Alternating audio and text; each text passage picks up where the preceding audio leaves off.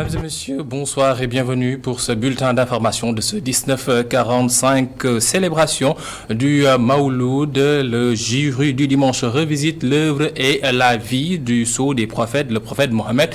Paix et salut sur lui. Pour ce dimanche, le professeur Mohamed Bassir Diop, auteur du livre Le prophète Mohammed, le modèle achevé de la perfection humaine, était l'invité de Mahmoud Ibrakan, celui qui dit s'opposer à toute forme de laïcité préconisée par la France. Nous écoutons la synthèse de cet élément avec Abdurrahman Li. Le prophète Mohammed, un modèle qu'il recommande d'étudier et qu'il a étudié. Dans son voyage intellectuel, le professeur Mohamedou Bassir Diop découvre un modèle achevé de la perfection humaine, des qualités humaines à n'en pas douter que les musulmans doivent adopter. D'ailleurs, le prophète disait que j'ai été envoyé pour parfaire le bon comportement, ou bien le noble comportement. Donc, ce qui caractérise le musulman, d'abord, le premier critère, ce n'est pas la généalogie, ce n'est pas l'érudition, ce n'est pas la richesse, ce n'est pas la lignée, c'est le bon comportement. Donc, quand tu vois ce qui se passe aujourd'hui dans les rues, avec les injures, le manque de pardon, les agressions de toutes sortes, les agressions verbales, la calomnie, le mensonge, vous vous rendez compte qu'on est loin du modèle. Donc il y a un problème. La laïcité à la française, l'autre problème soulevé par l'auteur du livre, le prophète Mohammed, paix et salut sur lui, le modèle achevé de la perfection humaine. Pour lui, celle-ci ne favorise pas la liberté religieuse. D'ailleurs, pour la petite histoire, il y a beaucoup d'acquis du point de vue islamique qu'on est en train de perdre d'ailleurs, parce que chaque fois il y a des lois qu'on vote, certains d'ailleurs en catamini, et qui fait que, par exemple avec le code de la famille, il y a des choses qu'on impose aux musulmans. Je pense qu'il peut y avoir une possibilité pour les musulmans de vivre leur religion, pour les catholiques et les autres de vivre leur religion, de façon indépendante. Je pense si on réfléchit, on peut arriver à cette situation. Il faut réinventer la République. Il faudrait réinventer la République, voilà. Professeur Mohamedou Bassir Diop a déploré des agressions faites sur les femmes. Il rappelle aux fautifs le discours d'adieu du prophète Mohammed sallallahu alayhi wa sallam, qui, au-delà d'avoir insisté sur les 5 prières, avait demandé à la communauté musulmane de savoir protéger la femme. Abdurrahman Li, pour l'occasion, la ville sainte de Tivaouane renoue avec la célébration du Gamou après 2 années de pause obligée. La Covid-19 est passée par là. L'invité de Mahmoud Ibrakan en a profité pour rendre hommage à Seydi Hadj Malick Sy, l'initiateur du Gamou de Tivaouane en 1902. Écoutons-la. Moi, je suis de ceux qui disent qu'il faut célébrer le Mabour, il faut célébrer sa naissance, il faut revisiter son. Parce qu'en fait, on a parlé tantôt de El Hadj Malick Sy, alors lui, le Mabour était l'occasion de faire l'état des lieux par rapport à la pratique islamique, par rapport à la sunna.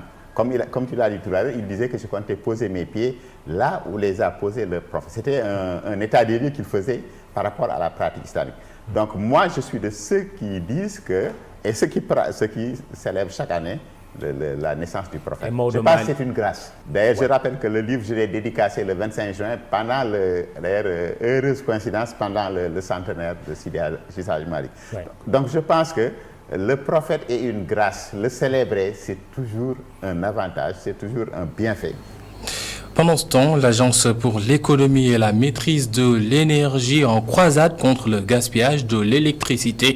En CRD, ses membres à Kaolack ont insisté sur le fait de savoir utiliser l'énergie qu'on nous dispense et de ne pas le gaspiller comme beaucoup le font. Écoutons le directeur général de l'AME, Serge Diop. Il est interrogé par Adam Assar plutôt. Au moment où on parle véritablement de cherté de la vie, des denrées, etc. Je pense que qui parle de denrées de première nécessité parle aujourd'hui de l'énergie de manière globale, mais de l'électricité. La mission principale de l'AME est de faire la promotion de l'utilisation rationnelle de l'énergie. Utiliser l'énergie tout en gardant le même confort, le même service, mais en évitant le gaspillage. Le président de la République, son Excellence Macky Sall, a inscrit la maîtrise de l'énergie comme un des leviers phares du plan Sénégal émergent. Donc aujourd'hui, nous sommes à Kaolack pour, dans le cadre de ce CRD, parler en tout cas aux administrations, à la population de manière générale, parce que ce CRD est précédé d'une campagne de sensibilisation que nous avons fait hier à travers en tout cas toute la commune de Kaolack pour rencontrer les populations, les sensibiliser sur les gestes et manières à faire pour réduire leur facture d'électricité. Qui réduit en tout cas sa facture d'électricité augmente son pouvoir d'achat. Au même moment, l'Association nationale des acteurs de la petite enfance a tenu son assemblée générale ce samedi à Guinaw Rail, à Pikine. Ces militants de la protection de l'enfance félicitent le gouvernement et l'État par rapport aux actes posés dans la gestion, mais aussi dans l'appui de la petite enfance. Mais ils l'invitent à faire encore plus car ils peuvent le faire. Nous écoutons Abdoulaye John, il porte la parole. Nous sommes en assemblée générale pour élire le bureau régional de l'ANAPES de Dakar. Et juste après, ce sera au tour des autres régions parce qu'au plus tard, au mois de janvier, nous voulons aller en assemblée générale au niveau national pour élire le bureau national de l'ANAPES. Et ce qui fait qu'aujourd'hui, nous voulons être pris en compte dans tout ce qui se fait dans le pays en matière de petite enfance.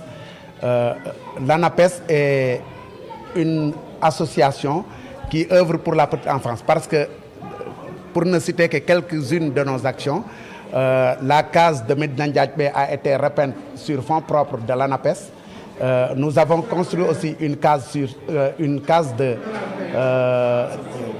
CPE, une classe préscolaire à l'élémentaire, au niveau de Tambacounda sur fonds propres.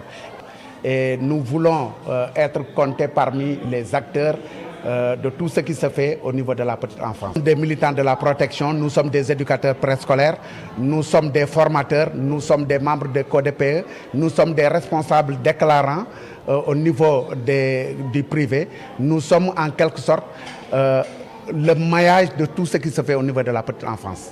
Il y a des actions qui ont été faites. Beaucoup de cases ont été construites, beaucoup d'écoles maternelles, beaucoup de CPE, beaucoup de centres d'éveil ont été construits. Mais ça reste beaucoup parce que le taux de préscolarisation du Sénégal n'est pas encore arrivé à 20%. Nous quittons le pays pour nous rendre au Burkina Faso, hors de nos frontières. La communauté économique des États de l'Afrique de l'Ouest suit avec une grande préoccupation l'évolution de la situation au pays des hommes intègres. Dans un communiqué, elle réitère plutôt la condamnation de la prise du pouvoir par la force. Elle demande également aux forces de défense et de sécurité d'éviter l'escalade et en toutes circonstances de continuer de protéger les civils.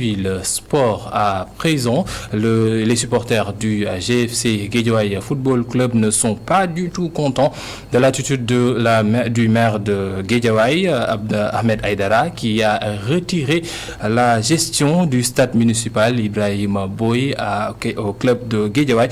Pape Louis Mendy s'en est offusqué au micro de Boudal Ndiacha. Le maire Ahmed Aïdara, via son secrétaire, a adressé une correspondance au président du Guédiawaye FC, l'informant de sa décision de suspendre de façon unilatérale pour un temps non déterminé le protocole d'accord signé en octobre 2021 qui lie le Guédiawaye Football Club Association à la ville de Guédiawaye. Cet accord a été signé par le GFC et non par sa branche privé Guédiawaye Football Club Pro SA. Pourquoi alors sans concertation, sans négociation, le maire Ahmed Aïdara a décidé de surprendre le protocole et fixe un ultimatum aux GFC pour quitter le stade Ibrahima Boye le samedi 1er octobre 2022 à 18h.